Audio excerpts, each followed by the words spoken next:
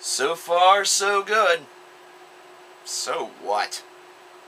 Megadeth's third album was considered to be a hot mess by critics. It's said to be an album that had absolutely no direction.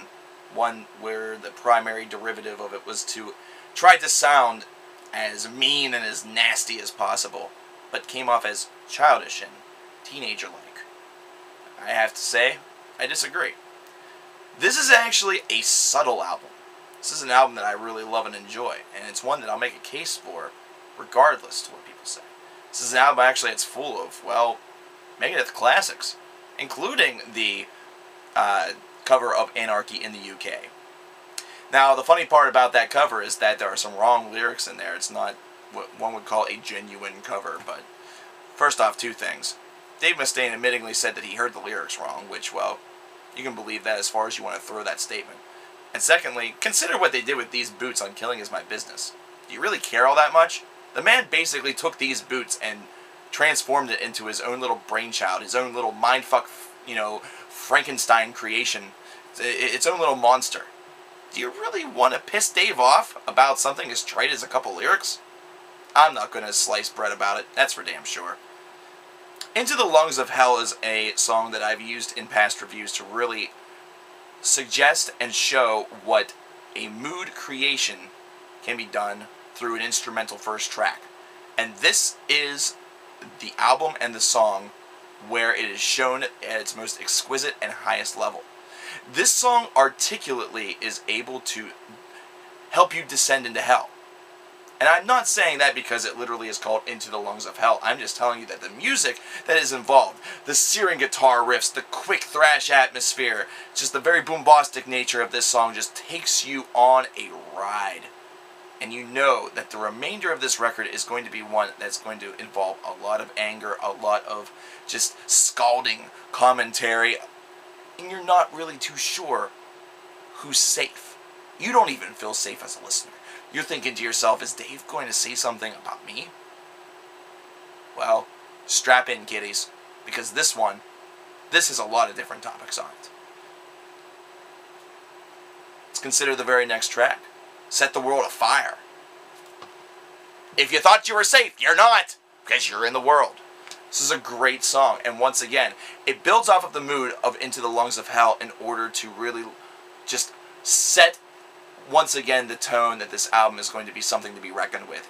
This is something where the lyrics are very conscious and aware. The music is very well done. There's a little sampling, little splattering in the beginning there where you just have this sort of... It's almost comical in a way. It's like a serene atmosphere. There's a little lighthearted music playing, and then BAM! Nuclear strike. Bye-bye. See ya. Wouldn't want to be ya. Good stuff. Then we get into, of course, the cover, but after that, a couple of songs that some people may consider to be meh. 502 and Mary Jane. Mary Jane being actually the first of those two. I did that in reverse order, but Mary Jane is a song that I will make a strong case for because I think this is a song that has a lot of subtle charm to it. There's a lot of little undulations, and I like that word undulations, as you know, to this, and it's really primarily focused in the opening, say, minute of the song. This is something that takes on a very unique perspective and a very unique construction as far as song construction is concerned. Many conventional music fans would probably listen to this and think to yourself, this is a hot fucking mess. And I will implore you guys, I will challenge you guys to keep listening to this song because eventually, over time, that very displaced feeling that you get from this song suddenly reveals itself. It buds. And you recognize that it represents something more. It's very well done. In fact, if anything, if you want to go primarily just off of what the name Mary Jane suggests, that could almost be the transformation point from one state of consciousness to the higher state of consciousness, where that little opening part that seems so out of place is the turning point. It's the transformation point. 502 is kind of a unique idea as well, considering after this, Dave Mustaine ended up in an accident involving alcohol and, of course, ended up in rehab before the release of Rest in Peace.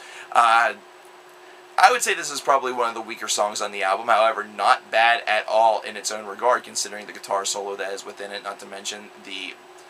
You gotta love the lyrics. You have to love Dave's lyrics on almost everything that he's done on these first couple of albums, especially considering he's a guy right now that's involved in a lot of substance abuse and everything like that, but yet he still is able to make such poignant lyrics that are one part insulting, but at the second part just really mean and nasty, and he really is able to get his point across very well.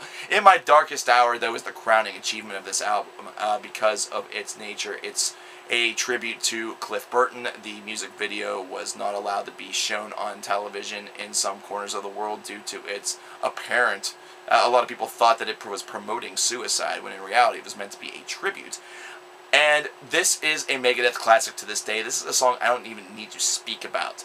This is a song that takes you on such harrowing twists and turns through the upward battles of anger to the downward battles of depression, of thoughts of suicide, of thinking, I can't live without this. This is not worth living. And then you go into Liar. What a shift. You go from those thoughts of suicide into a scalding, seething commentary on somebody that apparently Dave Mustaine does not like very much. Yeah, because the words that could be used to describe this song, I can't give to you because the words have already all been taken in the lyrics of the song. Yeah, if you ever want to have some fun, just listen to the middle part and read along with the words.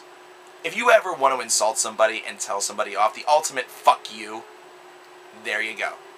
That's all you need.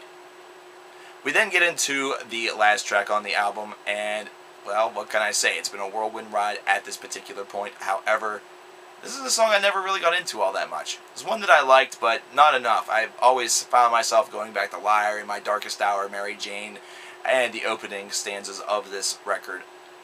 Hook and Mouth and Me just wasn't always the greatest, but it's a song that I do respect. And you have to also respect what Dave was trying to get across in that song lyrically. Overall, I put this as one of the best Megadeth albums to be released. This is something that's kind of funny because this was panned by critics, but I absolutely could not see myself living without this record in my collection. It's been one that I've enjoyed now for over a decade, and one that I will continue to enjoy over and over again for the remainder of my existence. This is just a fantastic record, and not to mention, it serves as the predecessor to Rust in Peace. So right now, Megadeth had really hit their stride. However, before Rust in Peace occurred, there were a lot of lineup mix-ups.